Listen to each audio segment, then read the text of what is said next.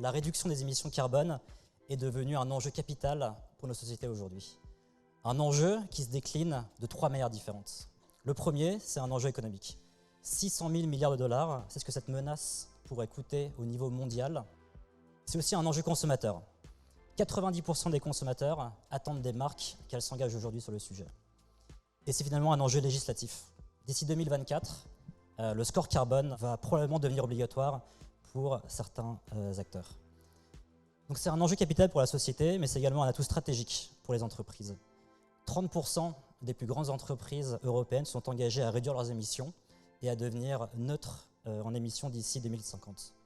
Cependant, seulement 5% d'entre elles sont sur la bonne voie pour y arriver.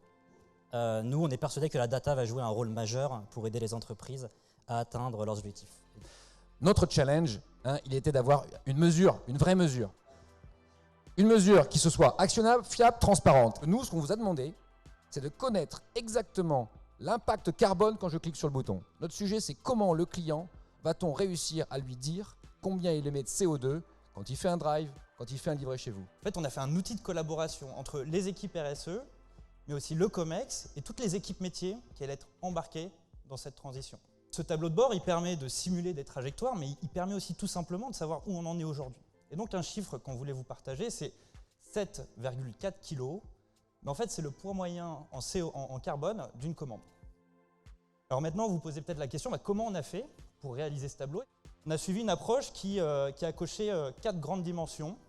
C'est une approche qui est systémique, fédératrice, produit et pérenne.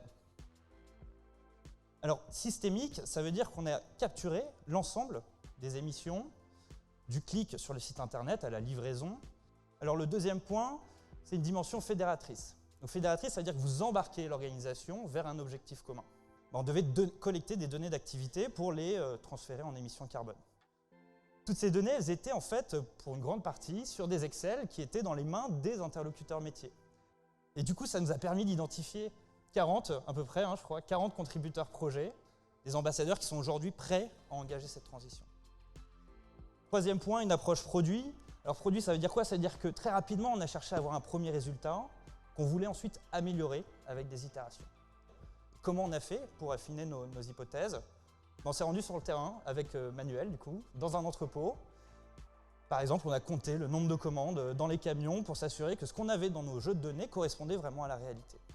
Et puis, la dernière dimension, c'est pérenne. Ça veut dire quoi? Ça veut dire qu'une fois qu'on a fini notre mission, il faut que cette mesure elle serve à l'organisation. Il faut penser à la suite. On a fait 3 choses.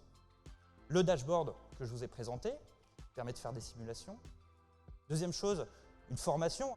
Et puis la dernière chose, c'est une documentation. Une documentation en fait, qui permet de reproduire cette mesure, de l'améliorer, mais aussi de la communiquer à l'ensemble des parties prenantes. Donc déjà les collaborateurs Carrefour, mais aussi les prestataires. Et puis pour finir, les clients, puisqu'on l'a beaucoup évoqué aujourd'hui, il y a un enjeu de transparence. Imaginez-vous que ça ouvre plein d'opportunités. Vous imaginez qu'on pourrait demander à un client, écoutez, vous devriez plutôt vous faire livrer entre 11h et 12h, ça émettra moins de CO2. Comme ça émet moins de CO2, ça va optimiser le transport, ça va optimiser les tournées. Et donc on pourrait même dire à un client, écoutez, là vous avez fait une commande drive, le drive c'est plus de CO2.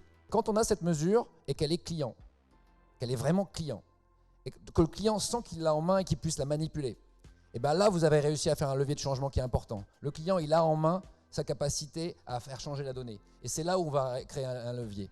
Nous, chez Artefact, on est spécialisé dans la data et on est vraiment persuadé que la donnée va être au centre des enjeux climatiques dans les années à venir.